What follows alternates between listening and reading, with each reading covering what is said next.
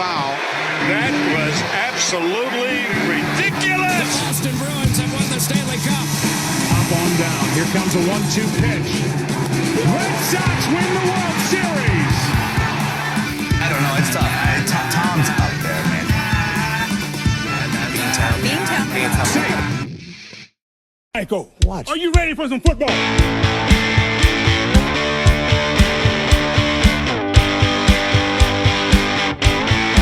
I love the Patriots. What is going on, YouTube? It's boy Justin Miller here on YouTube and from Being Down Takes. We're back again with another reaction video. We are in week 4 of the NFL season, and the Patriots right now are 1-2. Crazy that they actually got a win against Cincinnati. I'll tell you that. I did not have the Patriots beating the Cincinnati Bengals in week 1. I said if there was any of the first 4 games that the Patriots would win, it would be against Seattle, in my humble and honest opinion. But we lost that game. We lost to the Jets. We're facing the 49ers this Sunday coming up. So I predict the Patriots are going to be 1-3 coming out of week 4. What direction do you guys want the Patriots to go? Do you guys want them to tank again this season, or do you guys want them to compete? As my friend Babs on the mic would say, he's leaning towards going that path to competing for this season. I can see the case for both. Again, I'm not going to say too early what they should do, but we're starting to lean towards the tanking side over here at least, because 1-2 in your first 3 weeks, you're about to go 1-3, and I know there's going to be some games coming up in November that are winnable games for the Patriots, but after watching these first 3 games, I think we can safely say that the passing game is a huge issue for this Patriots team in terms of the offensive line, blocking the passing rush, in terms of the wide receivers not separating themselves from their defenders at all. They're not playmakers whatsoever. They're probably like good 2-3 options. They're really missing Kendrick Bourne. That's the name that they really are missing on this squad. Polk has some potential there. We've seen some good stints. But again, last week against the New York Jets, they only passed for 98 yards. Think about that for a second. 98 passing yards in 4 quarters of a football game. That's not a lot at all. That's almost 0 passing game whatsoever. And then the week before that, when they faced Seattle, I think all the wide receivers had 3 receptions. It wasn't many receptions for the wide receivers against Seattle. Hunter Henry was getting most of the touches. The tight ends were getting most of the touches, including, I would say, Austin Hooper also. He got a few touches in that game also. Only 3 receptions from the wide receivers, and that's not a good thing. It's just not. It's not a recipe for success. I don't think this team's going to really go anywhere with the offense that they have. The offense is a real issue. It is. They really need a playmaking wide receiver. They need somebody who is a true number 1. I would say they have potential number 2s, solid number 3s, but that's really it.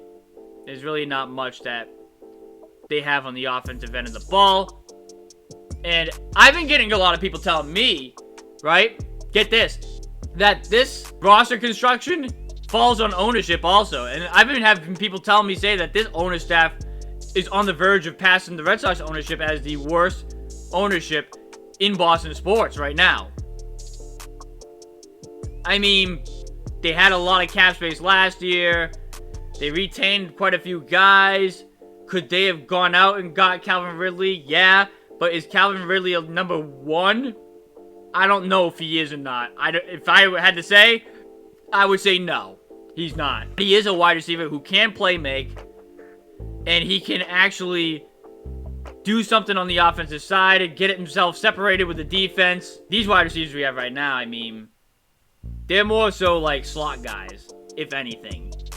And that's really like about it. They're not like a deep threat or like middle of the field threats or whatever. They're more just like a slot, short pass game type of wide receivers, so on and so forth. There's really not much in the wide receivers, but they need wideouts. They need offensive line. Those are like your 2 glaring needs right now for the New England Patriots.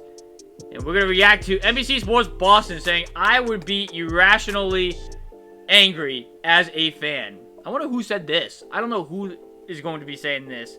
If I had to guess, though, it'd probably be Tom Curran. And, yeah, I would agree, because right now you're going into... Actually, funny thing is, exactly like the Red Sox. Your third season out of your last 4 years, right? 2020, 2021, 2022, 2023. Fifth season, actually. Fifth season? Yeah, fifth season. Where you're not making the playoffs. It's crazy. Absolutely crazy. Leave a thumbs up if you guys enjoy these videos. Subscribe now if you guys know what to do. Go check out our website. Links in the description down below. And without further ado, let's hop straight into this video. Be very upset about, including the offensive line, which was downright offensive last night. For the first time this century, they allowed 7 sacks, totaling a loss of 59 yards. Okay, wow. 11 seconds in. This might be a new record. Pausing it. 11 seconds in a video. 7 sacks allowed. Not great. This is why Drake May's not playing right now. Do we really want Drake May out there for 7 sacks? No. We don't want him out there this season if he's going to take 7 sacks in a game. 15 quarterback hits, 12 to Brissett, 3 to May. Brissett was under pressure for 13 of 23 dropbacks. Wow. That's really bad. That's like historically bad, to be honest with you. Actually, it is. 7 sacks allowed for minus 59 yards. First time in the 21st century. Holy hell.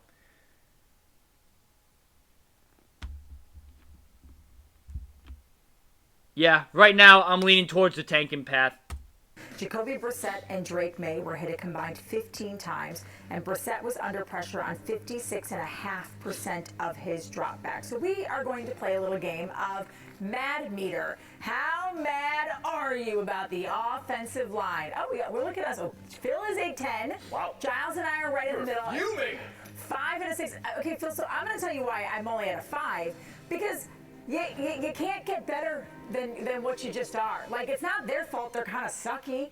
It's not their fault that they're not high draft picks and highly paid free agents. Like, they're just trying to go out there and do at least, like, maybe as good of a job as they possibly can. I'm a 10 at Elliott Wolf for not putting people in the right position and getting the right players for the offensive line. But, you know, I feel sort of bad for these guys. First of all, let me just say, I'm not mad. But for this exercise, I will represent the people. I have to cover the team. I've got to be... That's your job, right? I'm going to be an unbiased observer, guys, a professional journalist. Thank you very much. So I'm not mad. You feel mad. You feel a little mad. You've never seen me mad before, so I don't even know if you would know what that would look like. But if you're a fan at home, the offensive line has the potential to absolutely ruin your fall. And for that, I would be mad. I would be fuming. I would be irrationally angry because that's how that particular emotion forces us to act at times. I wouldn't know who to blame. Is it Elliott Wolf? Is it the players themselves? Is it Scott Peters? Is it Alex Van Pelt? Is Jacoby Brissett not getting rid of the ball quickly? It's ownership. Not ownership. It's Elliott Wolf for the offensive line not being this good. And here's why. I think Ben, my buddy, kind of nailed it. Had the most salary cap this offseason. And you don't go out and you don't get one of the better end talents in that position that you need. If you have the most salary cap in the league, you should be taking that to advantage and filling the holes that are on your team. Why didn't you do that? Did you just feel like it's not the time yet? Is it because you don't want to throw Drake May out there in his first season and put so much pressure on him like Mac Jones? I bet that has something to do with it. But the only way Drake May is going to flourish as one of the better quarterbacks in the league, or like, you get what I mean, top 15, maybe top 10 if we're lucky. The only way he's going to get there is if he's in the right system, he has the right supporting cast around him, and he has the weapons to let him cook. He doesn't have any of that right now. As a matter of fact, he doesn't even have half of that yet. This team is so far off right now that it might need this year and maybe next year. Maybe, if the front office doesn't do the job. And I disagree with Ben right now as to his claim where he says, oh, this Patriots front office, the owner's staff, is just as bad as the Red Sox. I disagree with him right now. But if this keeps up for 2 seasons, I might start agreeing with it. I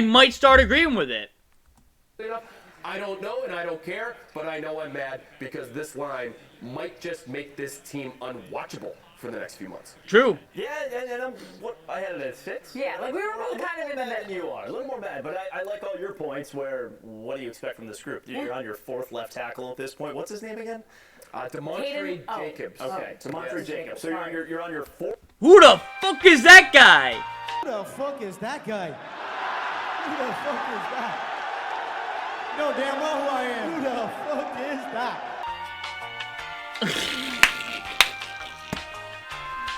The 4th stringer. That's who they're on right now? Dear God, help Patriot fans. 4th left tackle at this point.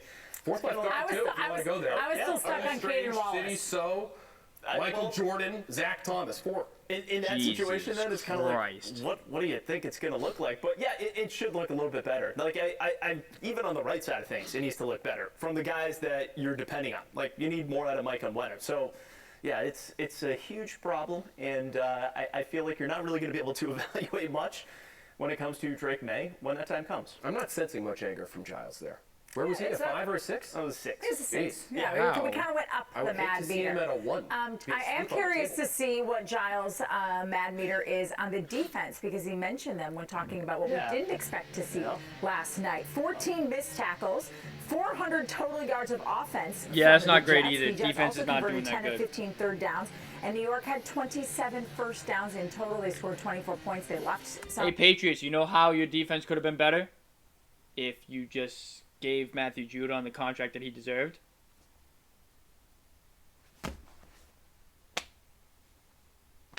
Just saying. On the board. So how mad were we about the defense? Here's our mad meter. Oh, yeah. I was about to say, you know what? The defense might be higher for me because, like, they've always had a good defense. But, like, the offense, we weren't expecting the offense to just be better than last season. We just didn't. We knew the offensive line was a problem. We knew that Jacoby Brissett was just going to be a bridge-year quarterback. And we knew we didn't have the wide receiving talent to separate ourselves from other teams. We knew that. But the defense, though? The defense. That's one of their stronger points. So the fact that they're struggling right now, are we on path to maybe be like the worst team in the NFL? Maybe. Maybe. And like I just mentioned not too long ago in this video, you know how your defense could have been better? If you just signed Matthew Judon to the contract that he deserved. One of the anchors of this defense. Arguably the best defenseman, like in terms of the defensive line, the linebackers, the cornerback safeties, like the players who play defense, he was arguably your best one. And you didn't pay him. Why? Because he didn't play a healthy season last year? Who the hell cares? Who cares? Could you afford it to lose him? No! When he's on the field, is he a difference maker? Yes! So pay the guy. That's on Elliott Wolf. That's probably on ownership too. It is. I are right there. Both got double 7s.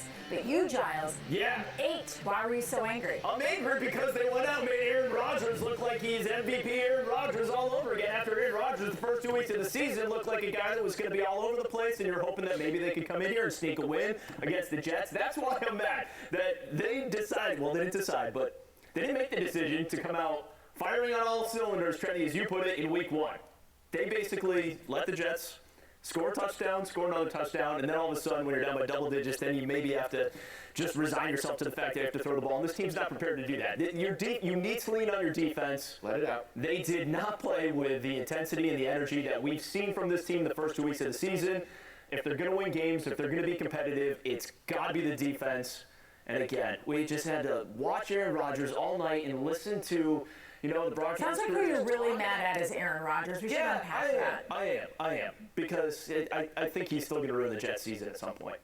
Listen, I'm only slightly below where Giles is. Again, trying to represent the people out there, Giles. I think because the injuries to me are becoming a little bit of an excuse. I think losing Juwan Bentley is a big deal. And that's true also. I forgot that I didn't think about that. That is true. They have dealt with some injuries to defense. They don't no Christian Barmore, no Juwan Bentley. I mean, that does play a factor also. In my opinion, that as soon as that guy, who is the traffic cop in the middle of the field, and arguably... But you know what, though? I'm going to go back to my original point. This is why you signed Matthew Judon, because now you can't afford to lose guys like Juwan Bentley or Christian Barmore or whatever. You can't afford to lose them without Matthew Judon, because then they turn into like your best people on defense. It's Barmore, Bentley, Gonzalez. I would say that's it for your best, or for your like their top three. Best tackler and your you best guys get my linebacker. point. As soon as he comes out, the tackling goes in the tank, and the communication defensively is leaving. But what does that have to do with all over Jonathan the Jones second and and third Kyle level? Duggar missing tackle? I just think There's a trickle-down effect. but there is a trickle down, and I think it permeated the entire. I would say defense. Duggar's taking a step back so Safeties, far. Defensive linemen, Jonathan linebackers. Jones is taking a step back listen, so far. I'm mad too for the people. I'm a 7, but I'm a little bit more measured because I sort of understand personnel-wise. They're not what I thought they would be going into the season. What made me mad, too, is I think that this is a unit that knows they have to win games for the team, and I think that's starting to wear, especially on the guys who've been there for a while, and, it's too early to, lose that pride. It's too early to be like, okay, we lost Juwan Bentley, and we don't have Christian Barmore, and things aren't going the way we wanted. They need to be the reason the Patriots win games, and they were not last night. All right, to the Patriots' detriment, they went with a pass-heavy game plan. They passed 33 Which is times. dumb for them to do. 1.8 That's yards per play. stupid. Woo! Ran the ball 15 times. 1.8 yards per play on passing. 5.2 yards per play. Alex Holy admitted shit, today that man. Pat's probably That's should've not run the ball. good. Let's take a look at the mad meter. What? Okay, are you guys kidding me? 3 failure mad meter? How? You know what, That's got to be a 10. No, I am mad about how the two of you are registering on the mad meter. Right. Do you know what made me so mad last night? I've been angry about this with this coaching staff. This is we listen to everything, we hear everyone, and then we alter our game plan based on taking the temperature of New England. When everybody wants to know why Drake May isn't getting more snaps, suddenly it's a competition in camp, and suddenly it becomes this big thing, and it's really not. And they get away from their game plan of what they were going to do. And every time they hear little whispers of what people don't like, whether it's in the locker room or in the media, they change things. Why on God's green earth were they passing the ball 13 times in the first half yesterday and running it? Cook! Yeah, in terms of mad meter for that, yeah, I'm at a 9. Yeah, Gerard Mayo on the offensive side of the ball really hasn't made much sense. Yeah, I'm with you, girl. 9, 10, yeah, I would agree. The Jets' run defense was terrible. That was the way they could win. Nobody said throw it all the time. We just said throw it a little, mix in some other things. You just can't win on the passing. You can't. So the fact that going into the game, your game plan was to pass? You haven't been able to pass the first 2 games. What made you think it was going to work against the Jets? In my opinion, too, the Jets have a much better defense than the other 2 teams you faced. Especially for the cornerbacks for them. Sauce Gardner? You're going to pass the ball on Sauce Gardner. Bravo. At the play calling. Bravo, Gerard Mayo. Because they screwed it up. They screwed up a possibility, all because they are like chirp, chirp, chirp, chirp, chirp, and we have to, what are we, Instagram influencers? We have to go with the temperature of the people. No, do your job, be a grown-up, and game plan for the game that is in front of you. Yeah, they looked. Our survey they filled out. That's how they figured it out. I don't think Alex Van Pelt knows what an Instagram influencer is, first of all. Second of all, I am as low as I am because I have to be honest with myself. I thought it wasn't a bad way to go about this game. They needed to generate some explosive plays through the air, and I thought they might be able to catch the Jets sleeping on the very first play of the game. It was actually on Thursday morning with our friends, Toucher and Hardy. I said, first play of the game, why not try a play-action shot? The Jets know they have a bad run defense. They know all you want to do is run the football. Try to catch them asleep at the wheel with the very first play of the game. Play action. Jacoby Brissett has a defender in his lap immediately. He somehow completes the pass for 0 yards. They need to, Trey, they do need to throw the ball. Part of this is game flow. Once you get down double digits. Okay, I was on your side for the entire video up till this point. You know as well as the fans do, they don't have a fucking passing game in their bones. They don't. Jacoby Brissett's not a great passer. He's not. He never has been. And our wide receivers, they're slot receivers, third options, borderline 2 options at best. Why are you passing the ball? You just said yourself that this is not a good Russian defense, the Jets. So why don't you game plan on the fact that they're not a good defensive... They're not a good Russian defensive team. Why wouldn't you run the ball on them? Why isn't that not the game plan? You gotta throw. Like, you can't sit back and listen, waste time football's not football. my biggest forte in terms of covering the 4 teams, but at least I know that. You just kept putting it back in the Jets' hands over and over and over again. And if it doesn't, like, I don't mind trying, but if it's not working, the inflexibility to try something else because you don't want to make Pop Douglas mad. Like, no offense, Pop, I'm sure you're a super nice guy. I don't think that's what it was. But you're like in the league like 2 years. Just shut your mouth, catch the ball when it's thrown to you, and be done with it. They also weren't very good running the football, Giles. Like, a lot of those were garbage time yards. Ramondre Stevenson, I think, had a 3.8 yards per carry average, and he was out at the end of the game, did not benefit from the garbage time stuff. So they couldn't really run it either, even if they went that way. And part of the reason they can't run it is because teams are stacking the box, which we knew they were going to do when all you do is run the ball. However, your best chance of beating the Jets was shortening the game. Shorten the game. Shorten the game. Okay? That involves running the ball, running the clock. And until you're down double digits, run the ball. I honestly think that it's not until they're down double digits that they should go, all right, you know what, we need to pass at a ratio of 2 to 1. But you also, to win the game, you got to score points. And to score points, you have to generate some kind of explosive play, and they can't do it unless they try. So why was that the game plan? Oh my God! Wow, that last one. I was on. I agreed with him for most of this video until that end there. All right, that's gonna do it. Leave a thumbs up if you guys enjoyed. Subscribe now if you guys are new. You guys know what to do. Go check out our website. Links in the description down below. Yeah, Patriots about to be 1-3 after they face the 49ers. Not great, man. Not a great sign for this Patriots team right now. Like I said, right now, if you ask me, if we're going down, which path are we going? The tanking or competing? I'm starting to take the turn left towards tanking. Tank for Travis Hunter, and yeah, that's where I would go. So that's gonna do it for this video here. Thank you guys for watching. It's been your boy Jesse, and we'll see ya in the next video. Later, guys.